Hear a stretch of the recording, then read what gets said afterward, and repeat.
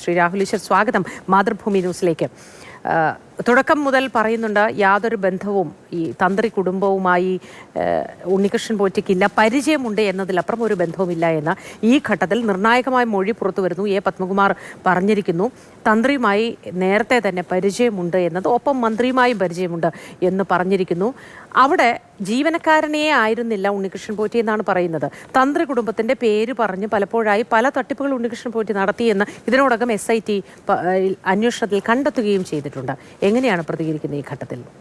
Focus തെറ്റിക്കാൻ വേണ്ടി മനഃപൂർവ്വം പറയുന്നതാണ്. അതായത് ശബരിമല കേസ് അന്വേഷണം ശരിയായ രീതിയിൽ പോകുന്നു, അതിന്റെ ഫോക്കസ് തെറ്റിക്കാൻ വേണ്ടി പറയുന്നതാണ്. ബഹുമാനപ്പെട്ട കോടതി തന്ത്രിക്കെതിരെ എന്തെങ്കിലും ഇതുവരെ പറഞ്ഞിട്ടുണ്ടോ? ഏതെങ്കിലും രീതിയിൽ തന്ത്രിയുടെ പരാമർശം ഉണ്ടോ? അപ്പം CPM-കാര് എല്ലാവരും കള്ളന്മാരാണ് എന്നൊരു നെറേറ്റീവ് ഉണ്ടാക്കാൻ വേണ്ടി കഥ ഉണ്ടാക്കുന്നതാണ്. അതിനപ്പുറം ഒരു പ്രസക്തിയില്ല.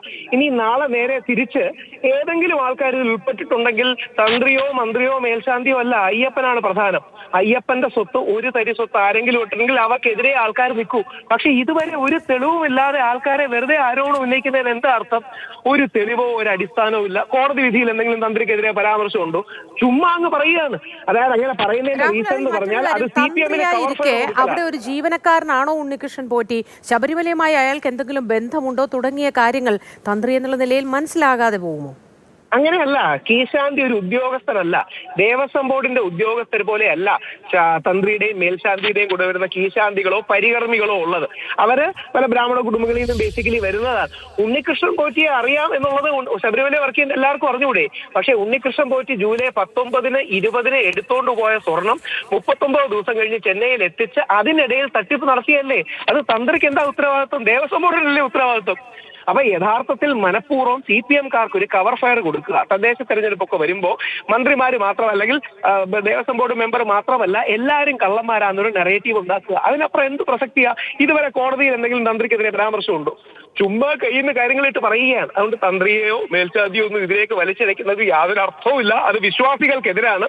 യഥാർത്ഥത്തിൽ വിശ്വാസികളെ മനഃപൂർവ്വം സംശയത്തിൽ നിർത്താനും വിശ്വാസികളെ ദുർബലപ്പെടുത്താനാണെന്നും പറയുന്നതിൽ യാതൊരു അർത്ഥവുമില്ല.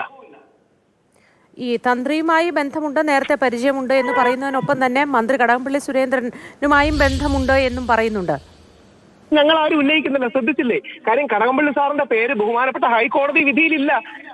അതായത് മനഃപൂർവ്വം ഇത് രാഷ്ട്രീയപരമായി ദുരുപയോഗം ചെയ്യാൻ വേണ്ടി ചെയ്യുകയാണ്. അതിനെന്തർത്ഥമുള്ളത്? കടകംപള്ളി സാറിന്റെ പേര് ഹൈക്കോടതി വിധിയിലുണ്ടോ? മുഖ്യമന്ത്രി ശ്രീ പിണറായി വിജയന്റെ പേര് ഇതിലുണ്ടോ? ഒരു കാര്യമില്ല. സ്ഥാനത്തിരിക്കുന്ന സമയത്തൊക്കെ പൊതുജനം എന്ന നിലയിൽ, അവരുടെ പ്രതിനിധി എന്ന നിലയിൽ ഞാൻ ചോദിക്കുകയാണ്, ഈ തന്ത്രിക്ക് ശബരിമലയുമായുള്ള ആത്മബന്ധം ഈ കാലയളവിൽ എത്രത്തോളമായിരിക്കും? അവിടെ നടക്കുന്ന ഇടപെടലുകളിൽ, കാര്യങ്ങളിൽ, നിത്യവും നടക്കുന്ന കാര്യങ്ങളിലുള്ള ധാരണ എത്രത്തോളമായിരിക്കും ഉണ്ടാവുക സാധാരണ? അല്ല, ഇതിന്റെ പ്രശ്നം എന്ന് പറഞ്ഞാൽ തന്ത്രി അവിടുത്തെ ആചാര കാര്യങ്ങളിൽ, തന്ത്രി മേൽശാന്തി ആചാര പൂജാ കാര്യങ്ങളിൽ മാത്രമേ ഉത്തരവാദിത്തമുള്ളൂ. അല്ലാതെ വേറൊരു കാര്യം അതിനകത്തില്ല. തന്ത്രിക്കല്ല, എല്ലാ സ്ഥാവര ജംഗമ വസ്തുക്കളുടെയും ഉത്തരവാദിത്വം ബഹുമാനപ്പെട്ട ദേവസ്വം ബോർഡിനാണ്. അവരാണ് യഥാർത്ഥത്തിൽ ഇത് ചെയ്യുന്നത്.